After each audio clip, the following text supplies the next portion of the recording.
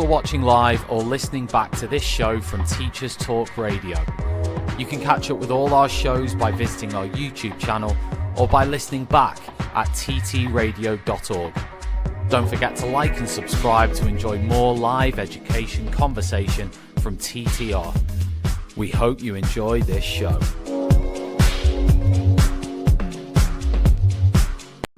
Outstanding and world-class vision and world-class this. I'm a real leadership geek, honestly. I've spent my whole career reading books and chatting to people. I just find the whole thing and the announcement, the way it's been announced, bizarre. If you could move away from a model where teachers are so intensely focused.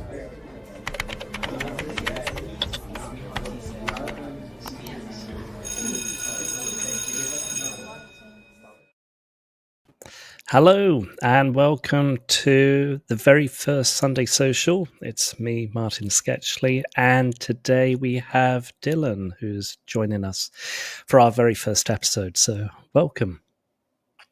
Thank you, Martin. Really nice to be here and best of luck with your first show. Thank you very much. Right, well, let me just introduce Dylan first of all. Dylan has been working in the ELT world for nearly 30 years. He was born just outside of London and he now lives in the south of Spain, where he works as a freelance business English trainer, teacher educator and course creator, and his previous jobs include being a director of studies, EAP lecturer, examiner and materials writer. He holds a Delta and an MA in Applied Linguistics and ELT, and is an advocate for deep-end approaches like Dogme or Teaching Unplugged, task-based language teaching, and the power of dialogic learning. He's currently training for a half marathon, so good luck, and annoys his neighbours by playing 80s pop songs on his ukulele. And if you want to connect with him, you can find him on LinkedIn. And no, I didn't memorize that. I printed that all out. But yeah, welcome. Thank you ever so much for joining today, Dylan. Thanks. Great to be here. Okay. Looking forward to it. Perhaps we could just get started. Our overall topic today for the Sunday Social is about Dogme ELT or Teaching Unplugged. And perhaps we could roll it back a little bit. Maybe you could tell me a bit more about your background. You mentioned, or in your bio that I read, you've been teaching for nearly 30 years now. So congratulations. Could you tell me a bit more about how you got into teaching? Yeah, sure. So I think my journey is pretty typical of a lot of people, certainly Brits, in that I finished university in the mid-90s, didn't really know what I was going to do. I had a degree in humanities, so I majored mainly in English literature, history, psychology. And a friend of mine had a French girlfriend and he wanted to move to France to be with her. And so he said he was going to take this CELTA course at a place called International House in London. And we started talking and I thought, I was really wanting to go traveling at that point. And I thought this would be a way to finance my traveling or extend my trip so I could actually work while I was out there, wherever I was going to go. And so I worked for a little bit, got the money together, got myself on a Trinity TESOL course, which was quite unusual because it was like, I think it was an 8 or 9 week course, which actually was great because I didn't feel that intense pressure, that boot camp feeling that people had. And did that, and automatically, from the first moment, I thought, I quite like doing this. I felt very comfortable teaching. And then I ended up finding work in London at some very dodgy language schools, to be honest. A couple of them were very, very dodgy indeed. And but I enjoyed the teaching. I really enjoyed meeting people, mainly adults, although I did a bit of summer school teaching. And I loved it, being in that multicultural environment and working with people from different countries. And then ended up going to Spain for a while, doing a bit of teaching. Spent time in Latin America as well. Again, I did some teaching out there, did a bit of business English teaching. And then I went back to the UK and thought, what next? So I ended up working at a really good school The director was Dr. Jason Anderson, who was, I guess, one of the first people who I thought, this guy seems to know what he's doing. He's really passionate about language learning and second language acquisition. And that kind of inspired me a little bit. And then I ended up staying at the school, got myself a Delta, was made assistant director of studies, later director of studies, and then did an MA and got into teacher training, and then sort of EAP. And these opportunities, once you get the qualifications and you've got a bit of experience, you come across these opportunities, and I was able to take them. And but living here in Spain, my options are slightly limited because I don't live in a particularly big city. I live in Granada, and I realized that I sort of wanted to do my own thing a little bit more. So I started working on a more freelance basis, and yeah, here I am many years later, still in the business and still in. Yeah, so I suppose it's a similar path that many people take, going into teaching. And for me personally, I ended up teaching in South Korea without any qualifications, just a bachelor's to my name, and then enjoyed it so much. So I went into the CELTA course, and I suppose the rest is history, as they say. Okay, well, obviously our topic is Teaching Unplugged and Dogme ELT. Could you tell us a bit more about what is Dogme ELT?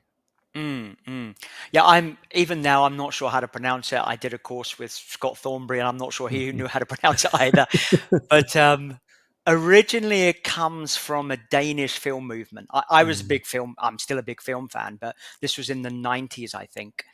And the idea was that these Danish filmmakers felt there was too much brought from outside into the filmmaking process, whether that were special effects or whatever, soundtrack.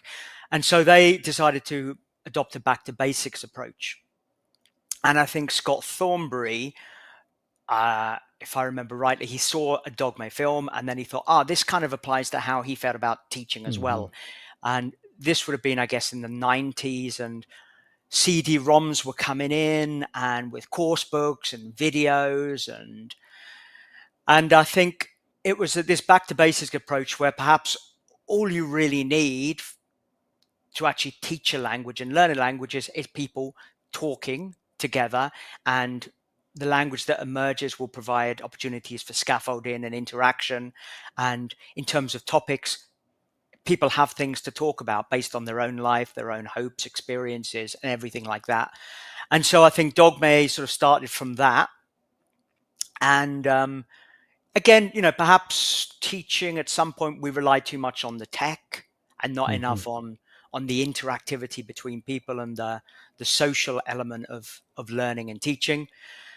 And then I think Scott Thornbury and Luke Meddings, they standardized that in a book, Teaching Unplugged, which actually I have here. Definitely recommend. Oh, yes.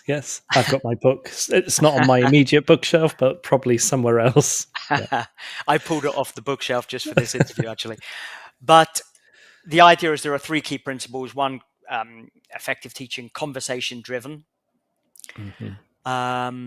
Materials light, because materials, I wouldn't say they get in the way of learning, but I think you don't often need so many materials in the classroom, because a lot of the content of the classroom can come from the interaction between the learners and the teacher, and between the learners themselves.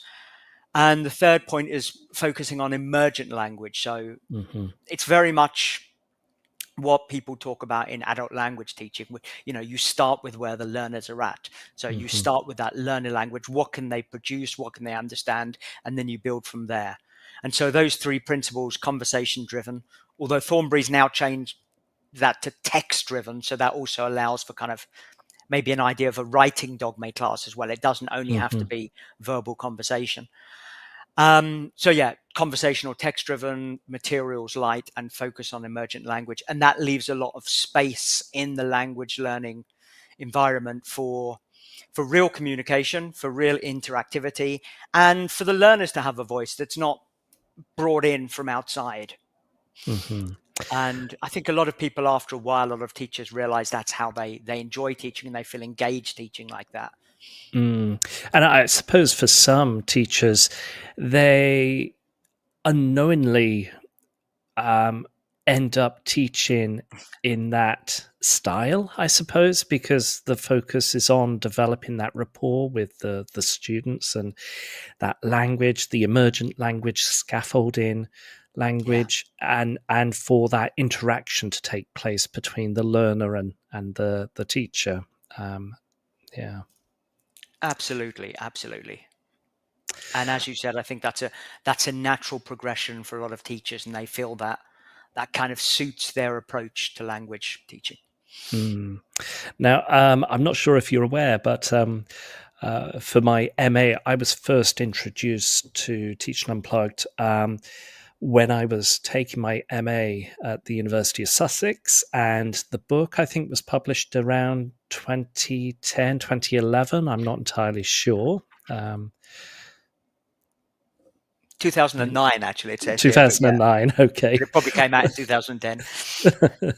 And I was first introduced to the book whilst I was doing my MA, and I ended up doing my thesis, my dissertation, based on Dogme ELT, and I was very curious, and that led me into the world of Dogme ELT, or Teaching Unplugged, and I was very grateful to have volunteered during the International IETFL conference in Brighton at that year as a volunteer and just a chaperone helping people around. And I met Scott Thornbury and Luke Meddins, and I've got my book signed by them, which is great.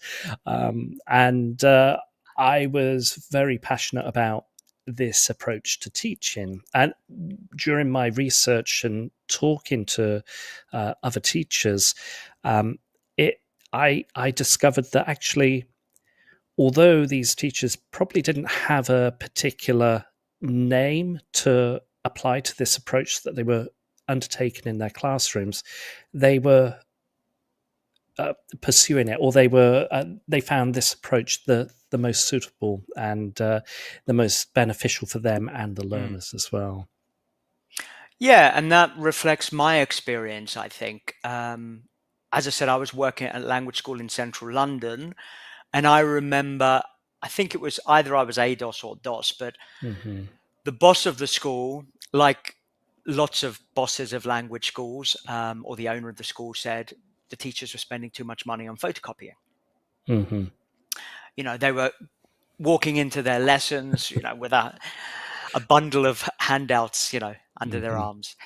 And so I was asked to produce some materials light lesson plans, so just outlines of conversational based lessons. And I think now what I was basically doing was somehow a combination between task-based language teaching and Dogme, but they were very minimalist. And I remember really enjoying that, and I got very good feedback from the teachers. And then years later, I came across the Unplugged book, and I thought, it's kind of what I was doing all along. Just having basically pretty simple lesson plans based around the idea of you set something up, you let it run, and then you round it off, which is basically the Dogma lesson plan structure. Yes. Okay, well, is there anything memorable? Do you have a memorable experience of pursuing a Dogme style lesson at all? Yeah, this is something I wrote recently, actually. There's a book which has just come out, Dogma in Practice, or Dogma in Practice, and it's available now on Amazon, and I think you can buy it as an ebook and also as a paper copy. But when I was teacher training a while ago, I remember that I think I'd mentioned the approach to a few learners, a few of the teacher trainers, and they seemed very interested. And one of the trainee teachers was supposed to teach. So you've got all these learners waiting for this class taught by a trainee teacher. And then she texted me to say that she was dropping out of the course. And so I had to step in Mhm. I asked the trainee teachers, would anyone like to give a lesson off the cuff? None of them did. So I thought, okay, I've got 3 minutes or something. And I remembered that someone had talked about Star Wars in a previous session. And so I think I just printed out a photo of Yoda, put it on the screen. And then we started talking about the idea of mentors and coaches and everything like that. And so the class just developed from that. And it was all about talking about important people in your life who had an influence on you. Didn't have to be a teacher, could be a parent or a friend or an older brother or whatever. But that was an example of how I was able to build that class. And then I got the students to write questions to each other and have conversations.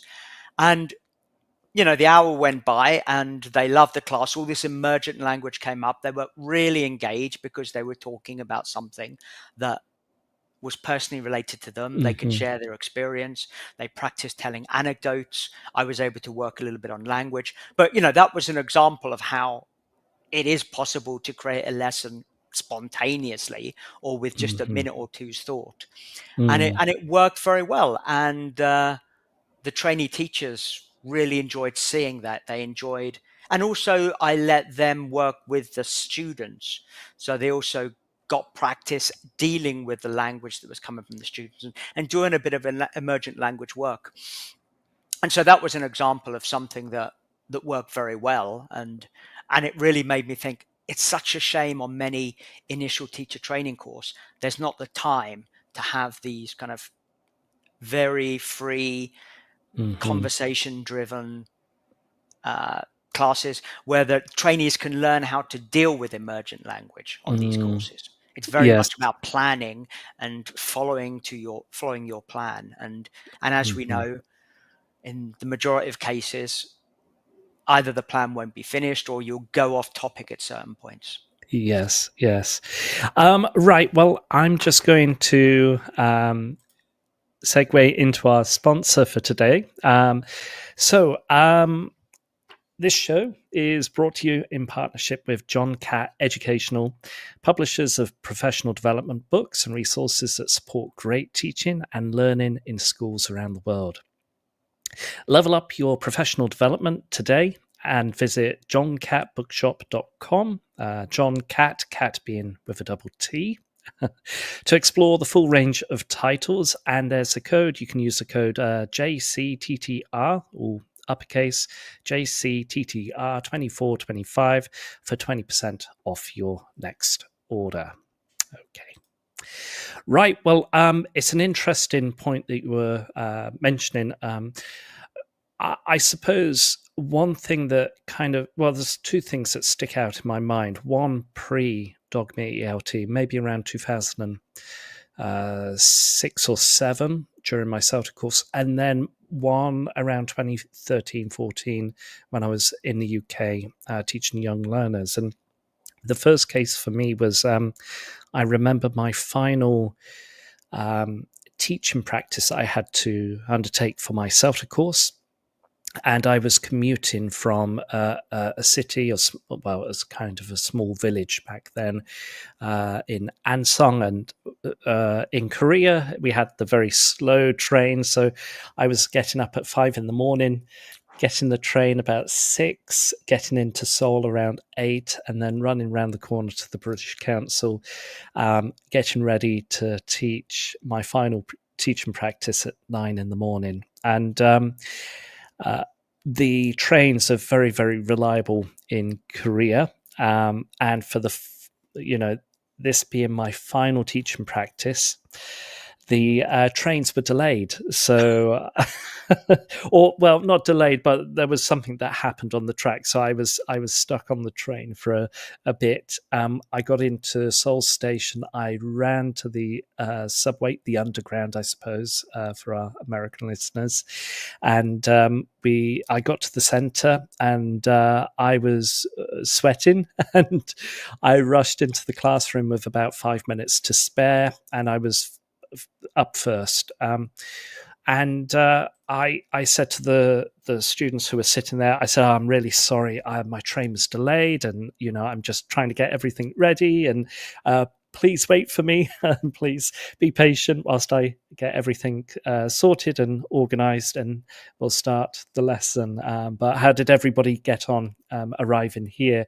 And my trainer back then, she came up to me, and she was a bit of a stickler to begin with, but my final lesson, she said, I really like the fact that you were really honest with the students, and they could they could connect with the difficulties you were encountering on the train, which was quite nice to hear, because it's not always about delivering the plan or always sticking to how things are expected. Now, the final point that I was mentioning post Dogme, or post introduction of Dogme ELT to me, was I guess it was in the mid 2010s or so, 2013, 2014. And I had a group of Colombian young learners who, a monolingual class, probably about 16 students in the classroom. And they were all talking about, I think it was about a place that they went to visit over the weekend as part of their group. And they ended up just wanting to talk and talk and talk. And I used a board marker and I was writing up all the words that they were coming up with. I had my photocopies, a stack of photocopies ready to go, but I never touched it. And my 50 minutes class, I just put everything up on the board, scaffolded everything, gave them new phrases, more natural language, collocations and all that sort of thing. And the kids loved it, and they went to their group leader, and their group leader came back to me, and just saying they really liked the fact that they were able just to talk and not study, I guess, in a traditional sense. Yeah. And I think that's a great little story, because, as you said, studying in the traditional sense obviously has its place. We're always restricted by our particular context and what people expect from language learning and what other stakeholders expect. But if we can find room for those spontaneous moments where real communication takes place, then I think most learners, in my experience, value that as well. They see the benefit. Even, like you said, young learners. And I've had, with very few exceptions, people have always, I think, been quite receptive to that idea of, okay, we're going to just spend the next 5-10 minutes doing something a bit more spontaneous and just letting the language flow a little bit more. Right. Well, I've got a comment here, actually, from Chris Fry, and he says, how many students did you usually have in the classes where you were teaching using a Dogme approach? And for me, with the Colombian young learners, it was about 16. Adult classes, I think, was restricted to 12 students in a class. EAP classes are obviously a bit larger, but how about your experience, Dylan? Very similar. No more than 20, I think, again, with EAP classes. And I've had Dogme moments or Dogme style activities in EAP classes, maximum of 20. In typical language schools, certainly in the UK where I worked, it was generally about a maximum of 20. Yeah. Would you think that it gets to a point where Dogme can't be applied? Because in my context in Korea, sometimes some of my classes is as large as maybe 60 students. What would be your recommendation or a cutoff point when it comes down to students? Yeah, honestly, I've never taught more than probably 40 at a go. So I'm not sure what it would be like teaching 60. But I imagine that as long as you can structure it, can't you? So you have groups working simultaneously. So obviously there are more demands on the teacher there, but you can nominate a group leader for each one. And I don't think it needs to be that different to working with 20 people in a group. Where you have to, you might have 5 groups of 4, and so you're moving from one group to another, monitoring, and that's whether it's online or offline. Obviously, when you go from breakout room to breakout room, it's the same. So as long as you can do a bit of monitoring, then you can hopefully help the learners with any emergent language issues that come up. Yes. Now, if there are teachers listening here and they are curious about applying a Dogme approach to their classes or to their teaching, what recommendations would you have for those particular teachers? Well, I think I'd be very surprised if teachers haven't had dogma moments in their classes, like you said, with your situation where you arrived late and you spent 5 or 10 minutes talking about transport and or how people got to the school. And I think most teachers naturally have those moments, and it could be just when you're waiting for the learners to arrive, and so you start chatting with one, and then there are 3 students, and then there are 5 students, and you're still maintaining that conversation. So I think it comes very naturally to us. Mhm. Most of us will have had that situation where we've had spontaneous communication. So you can lean into that a little bit more by thinking, okay, well, I'm going to have this spontaneous communication and see if I can deal with any emergent language things that comes up. What kind of language do the learners produce? How can I deal with that if they make any mistakes or if they use some good language which could be shared with the rest of the group? So I think that's something that people can do and probably do. Most teachers probably already do it, I think, in Yeah. most situations. And then I think, I mean, obviously in the PPP model, you've got the production stage. So, presentation where you present the language point, whether it's a grammar structure or vocab items, and then you move into the practice, the control practice, then the freer practice or production stage, in which learners are expected to use that target language. Well, one little experiment you can do is you start with the production stage. So if you've got a course book which has basically a PPP structure, just start with the production stage, see how that goes. And then you might find that the students are using the target language naturally, and that will enable you to consider, well, perhaps I don't need to spend so much time on the presentation or the practice.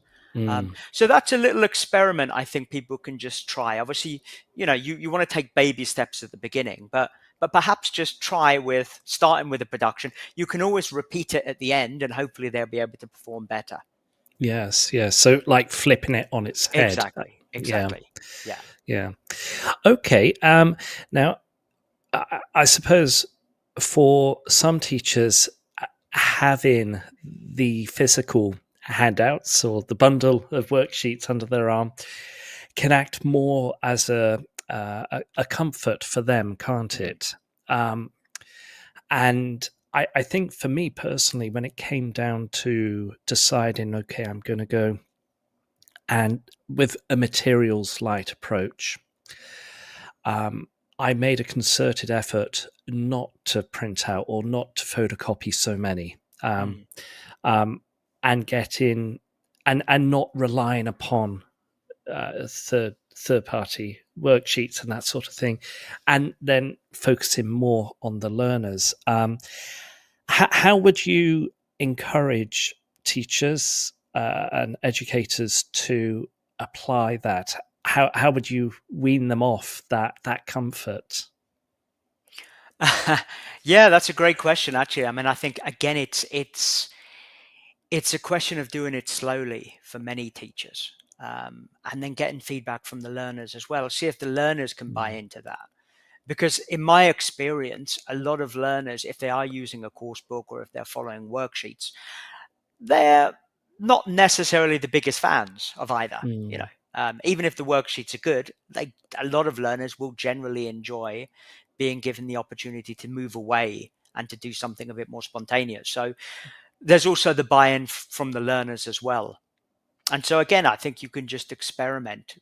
I think it's all about experimentation, doing little experiments in your class, extending things if possible. But yes, a lot of it comes down to planning. And I think there is, in psychology, they talk about the planning bias, the planning fallacy, which is that things generally take a lot longer than planned. And you see that in all walks of life. when a government decide to, I don't know, build a new library, they say it's going to take, well, probably not, that's a bad example, libraries are being destroyed in general. Let's say they plan to build a new hospital and they say it's going to take 6 months and it takes 2 years. And I think in a way, lessons are a bit like that. In my experience on training courses, the teachers will plan, let's say, an hour lesson, and either they'll rush through it and they'll be obsessed with finishing their plan, which means they don't cover basically what's needed in sufficient depth, or there are moments where the learners have to move, they're pushed forward in the plan when they're not quite ready. That happens a lot. And so I think we've got to accept that we generally don't get through our plan. It's, and the planning fallacy seems to be something in psychology that applies to so many different fields, and I'm sure it applies to teaching and education as well. And so we start with that premise that we probably tend to try to do too much in a plan, and if we can accept that and think, okay, well, I'm going to try to do a little less and leave some breathing space. And we always talk about recycling and reviewing and language, and so we can just, even if things do go as planned and we have 10-15 minutes at the end, well, then we just have a recycling slot, which is always valuable in language learning. And so, if we have a 60-minute lesson, well, plan for 45, see what happens. You've always got that 15 minutes and say, it's just a recycling slot, recycle whatever it is, some previous grammar or vocabulary, if that's how you've been doing it in the past few months. So I would say that just experiment with planning less. Well, it kind of reminds me of one of my advanced practical teaching courses during my MA. It's like equivalent to the diploma, not the same as the Delta, but my final teaching practice was a Dogme-esque style lesson. I decided, right, I was introduced to the book. I thought, okay, I'm going to apply this into my teaching practice as an experimental form. And I had to write a lesson plan, which sounds a bit strange for a Dogme lesson, because the whole premise, the whole philosophy for Teaching Unplugged or a Dogme lesson is you follow what the learners bring into the classroom, and or you go with the flow. And I thought, well, actually, yes, I could plan for the different eventualities of what could happen, what might happen. But then I realized, actually, well, reflecting on what had happened in the classroom compared to what I planned is certainly a great way to view it, to view that process. And my teacher trainer came to see me, and he said, well, I'm not entirely sure how a lesson plan could be written for a Dogme style lesson. And I said, yes, I agree. But perhaps maybe the best way forward would be to write a lesson plan post lesson for a Dogme style lesson. And this idea of retrospective planning, I think it's really important. And certainly it's something I've practiced in the past. And I think that's a different way of looking at one of the advantages of this approach, is that it's quite similar to task-based language approach, in that you get them doing something, you find out what the weak points are or what they need or any gaps, and then afterwards you can actually fill in those gaps and then get them to repeat the activity again. But by doing retrospective planning, I think that's what it's called, then you can identify these gaps, and then that can feed forward into your next lesson.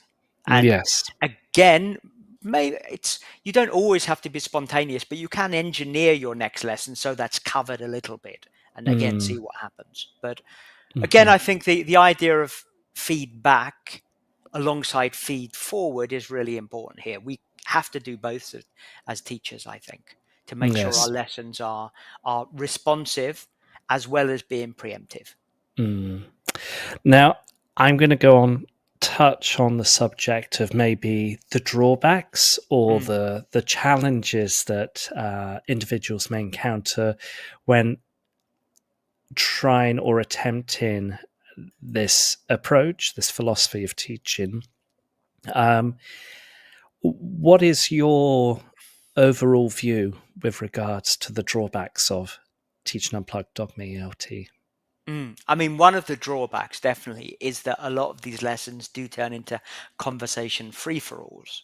So, I mean, that's sometimes what learners want. Certainly in my case, I work with a lot of adult learners, and what they want is the ability to speak about most topics with a certain level of comfort and confidence.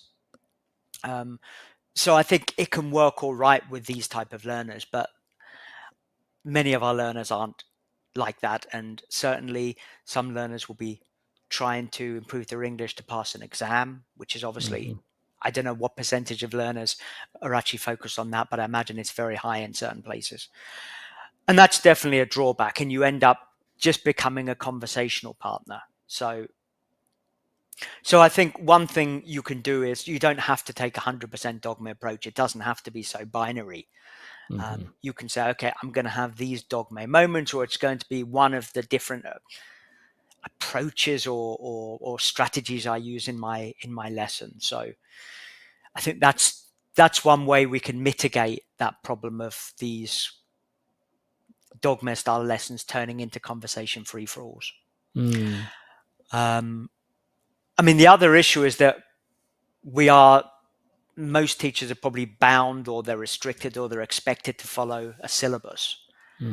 And again, I think what happens is that you move away from a linguistic focus syllabus, and you think most syllabuses now syllabi are based around, you have topics, a list of topics, and a list of language points. Well, okay, you continue with the topics and see what happens. Do the language points come up naturally? Maybe not in the order of the course book, but often I think you find when you do this approach over a long period of time, these grammar points are covered anyway.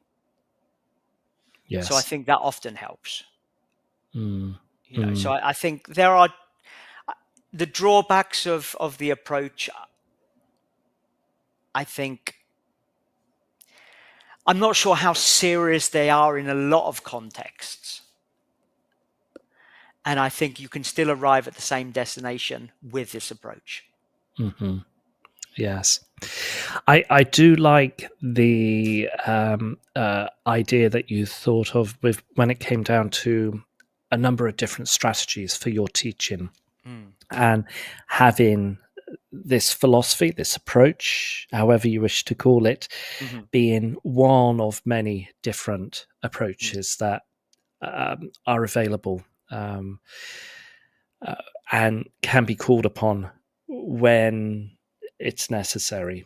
And I believe it was a number of years ago when I went to English UK. What was it called? Eclecticism. I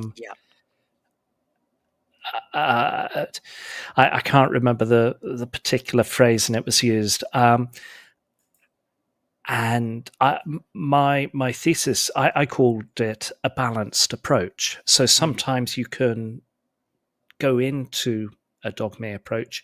Sometimes you may go out of it, depending on where you are in that particular lesson, in that course, and that side of things. But having that flexibility to go in and out of that would certainly help. I think it's principled eclecticism, isn't it? The idea is that actually you think about, okay, at this point, this is maybe what's needed.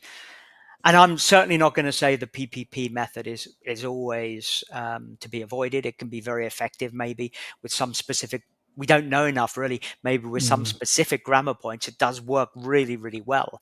And that actually being more explicit and teaching it in an explicit way works much better than being more implicit.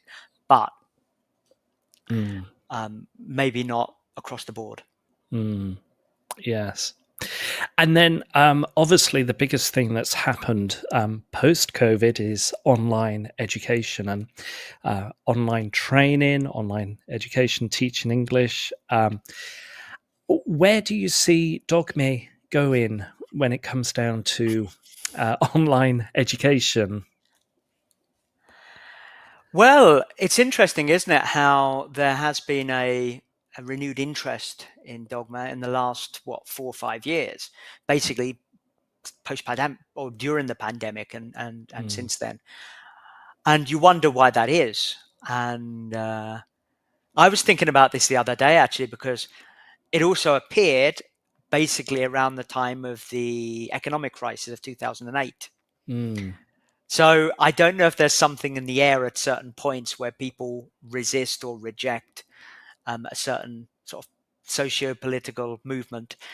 But it is interesting, and it might be that what we're doing now, we're in different continents, we're able to communicate online, but we spend so much time now online that people actually need that connection, and the approach offers people the chance to actually interact more than in a lot of other traditional language classrooms. Also, nowadays, I mean, it was called the flipped classroom a few years ago, but with the change to online teaching, the flipped classroom is the most natural thing in the world now. Why would you need to actually teach an explicit grammar point to a group of learners in a virtual classroom when they could do a lot of that, certainly the controlled practice stuff, in their own time by themselves using apps? So, of course. Yeah. Now, it's interesting. One of my fellow teachers that I used to work with in the UK, she called Dogme ELT jungle path teaching, which was very nice. Yeah. Getting off the beaten track, I suppose. And, Yes. And following that sense. And have you heard of other names or phrases that have lent itself towards Dogme ELT as well? Okay. Well, there was what was it now? Someone described it as winging it elevated to an art form, which I quite liked as well. I thought, okay, and there is a certain element of truth to that, I think. And also, I think it does relate to a lot of other movements like coaching and Dogme. In fact, I've just had a conversation with someone on LinkedIn about that, and actually, coaching and Dogma, they share quite a lot in common. What are the differences? It's probably easier if you're working with professionals to sell the whole idea of language coaching. And whenever I've dabbled in language coaching, I've thought actually there are a lot of similarities there. But yeah, I think it's a movement. I'm not sure its time has come. I think there'll always be a certain preference for more traditional approaches. But I think a lot of people are definitely seeing the value in this approach, either as the main approach or as a supplementary approach, or one of certain approaches, as we talked about a couple of minutes ago with the idea of principled eclecticism, that we look at our context and we think, okay, what would be suitable in this context? Yeah. Now, I'm going to go back again just to online teaching briefly. And my experience of online teaching is, as you mentioned, many students have access to grammar practice, listening. The internet has transformed access to a lot for English learners, so they can stream movies, they can watch YouTube videos and everything else. But then when it comes down to the productive side, either spoken, verbal, or written, that's where they tend to seek when it comes down to online teaching. And I've noticed more and more students online tend to want just conversational practice, particularly if you're teaching one-to-one. There's a tendency to follow a Dogme style approach, where the student brings up language that they've encountered or questions that they ask about particular grammar points, or they produce some writing and they want to go through the writing with you. And there's certainly a difference compared to in-class teaching where it's the traditional approach of introducing the grammar, presenting it, and for them to practice and produce it. Whereas online, or the more tech-savvy learners just want that practice. Yeah. Yeah, I work with a number of learners on a one-to-one basis, mainly adult professionals. And yeah, a lot of them, that's what they want. They want, okay, we always discuss how we can move forward with this, and we have a very basic plan, but it could be them choosing a topic. Then the onus is on them to take a bit of accountability. Even something as simple, okay, you watch this video, you read this article, and then you come back to me, you summarize it, and then we'll discuss it. And that seems to be an approach that a lot of adult learners in particular favor. It's also true that I work with a lot of learners who have an intermediate or above, B1, B2, C1, C2. And so the Dogme approach does, I think, align well with that type of learner. What about the lower levels when it comes down to maybe A1, A2 learners? Do you think a Dogme style approach could be applied for that?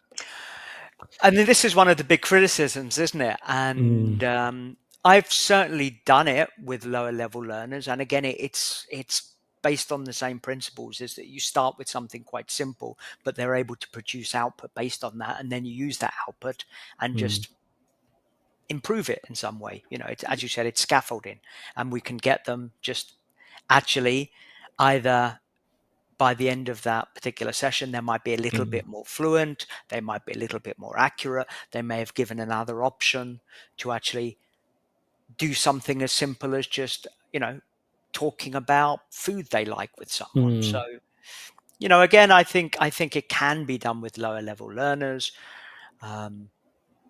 Obviously, you're limited by the amount of output they can produce, but it's still output. Even unless you're working with complete beginners, then I've had A1 learners who are actually quite good at interacting and conversation around a limited range of topics, but they can do it.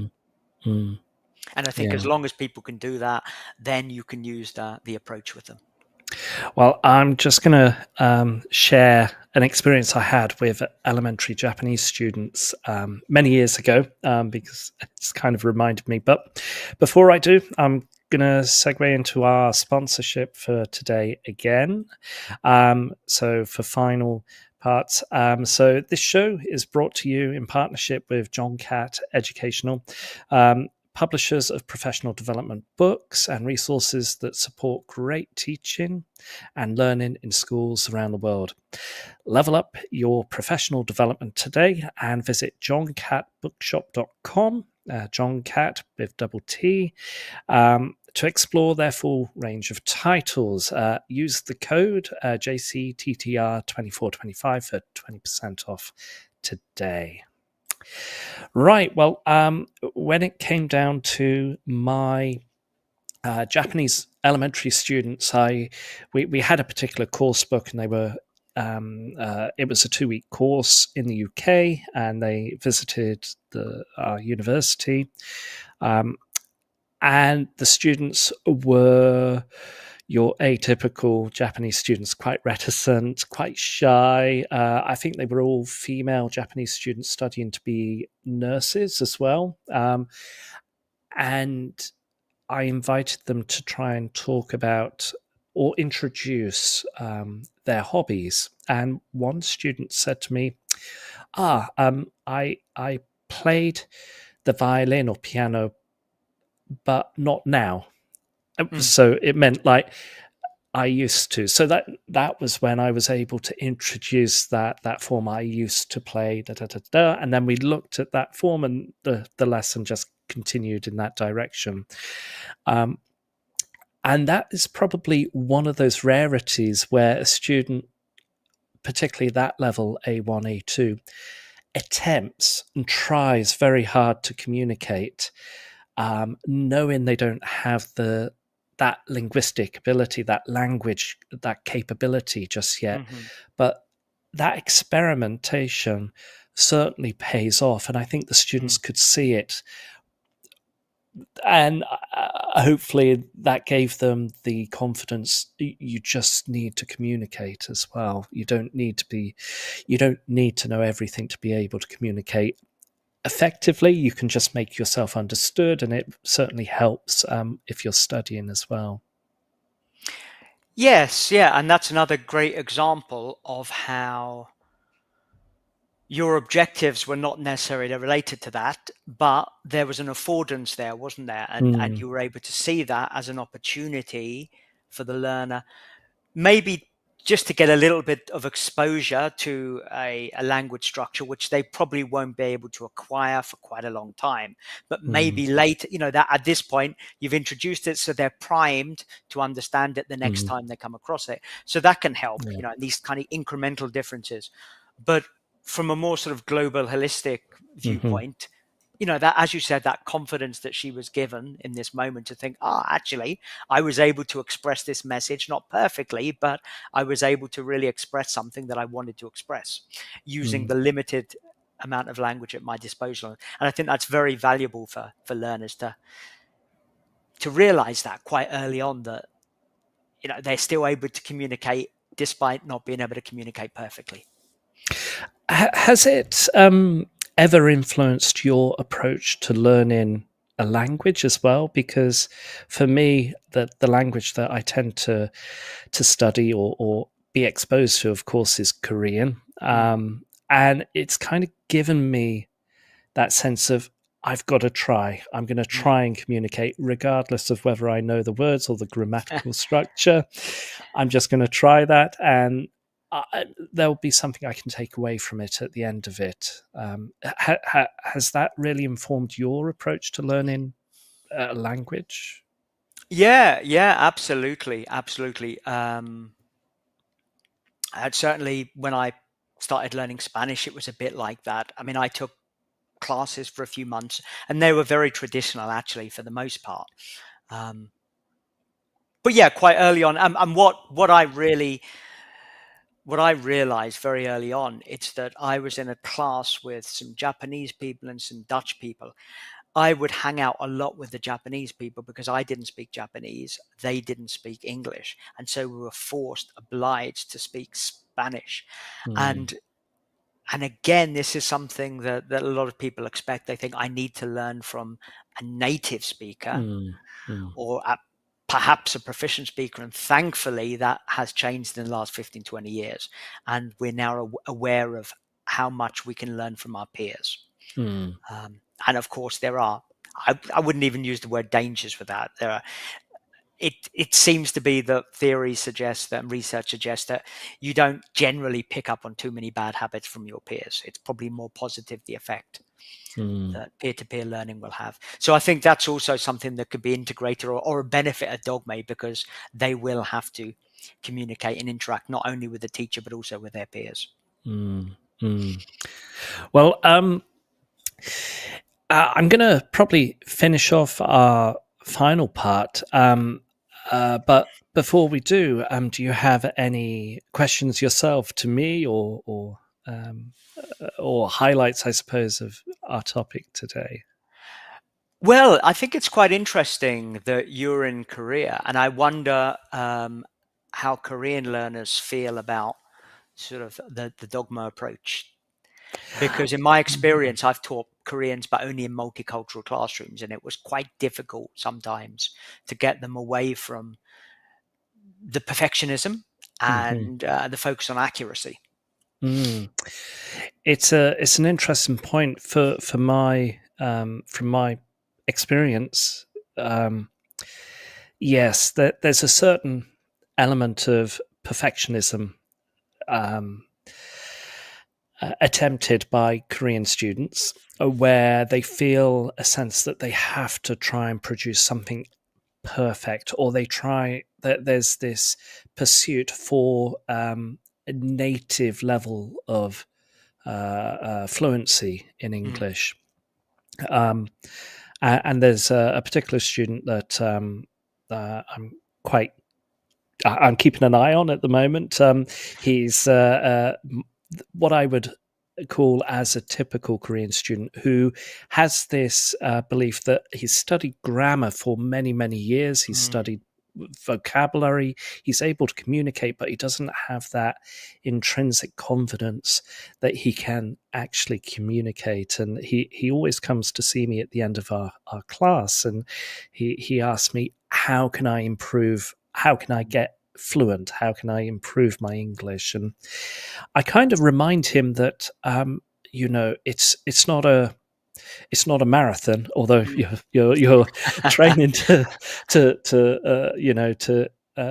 get involved in a marathon. But I tell him, well, actually, you have to enjoy it. You have to be surrounded by the language and expose yourself to the language, and don't rely on translation, and don't rely on what you don't know to try and give you that sort of feeling that I'm not good enough yet because I don't know X, Y, and Z, or I don't know how to use the grammatical structure here. Just be happy with where you are at the moment. Try and read, and I did ask him, do you read? Meaning, do you read for pleasure? And he said, well, I've been reading this book, and I've highlighted these words I don't understand. And I'm thinking, well, no, you can just read. You don't need to understand everything. And I think you need to spend just a little bit of time, particularly when it comes down to Dogme or any form of teaching these days, is to just get the learner into the mindset that they don't need to know everything. They just need to be aware of the general meaning of what they're reading. If they can understand the overall meaning, then the emphasis is on that, not what does each individual word mean. And hopefully my particular student will, and I'm confident he'll achieve very, very well. Yeah, exactly. But it requires that mindset shift, doesn't it, in the learner, where they realize that actually accuracy doesn't necessarily result in fluency.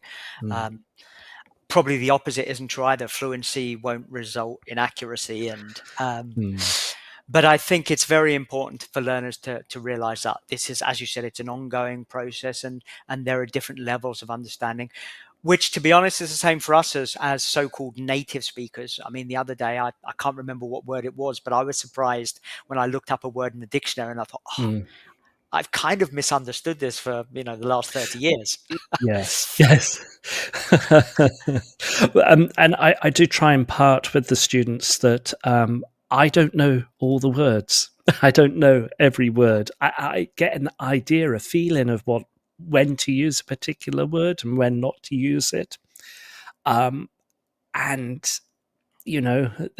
get them to think about their own language, and do they really know each individual word and what it actually means, or are they just using words which are just conceptual, it just comes to their mind? And like you said, changing that mindset it can be a bit of a struggle depending on how deep those habits are, I guess, when it comes down to language learning. Yeah, and that's why working on things like metacognition in the language classroom, I think, is really, really important. And I mean, I spend a lot of time with adult learners, things like a needs analysis, but exploring people's beliefs, not only about themselves as a learner, but also about language learning in general. And often I found, certainly with adults, you have those conversations and you open up those conversations, just with certain statements. Do you agree? Do you disagree? Now chat with your partner, now form a small group. And often that actually leads them to consider other perspectives. And I think that really helps. You as the teacher, I don't think it's necessarily our job to tell them, this is how you're expected to think about the language learning journey. But getting them to reflect on their own thoughts and situation and beliefs, I think, can definitely help. Yeah. Well, we're going to finish off there. So thank you ever so much for joining our first episode of the Sunday Social. It was a pleasure to have you on, Dylan. Thank you very much for the invite, Martin. I've really enjoyed it, and best of luck. I hope this will be the first of many successful Sunday. What is it? Sunday. The Sunday Social. The Sunday Social Show. Yes. Okay. Not easy to say after a few drinks, I imagine. Yes. Well, coffee for me. And thank you ever so much for joining again. And I hope you are successful with your marathon that you're training towards. Only a half marathon, but thank you very much. Half marathon. Okay. All right. Well, take care, and thank you for everybody who joined today. And I'll see you very soon. And thank you. Thank you. Outstanding, a world-class vision, a world-class this. I'm a real leadership geek, honestly. I've spent my whole career reading books and chatting to people. I just find the whole thing and the announcement, the way it's been announced, bizarre. If you could move away from a model where teachers are so intensely focused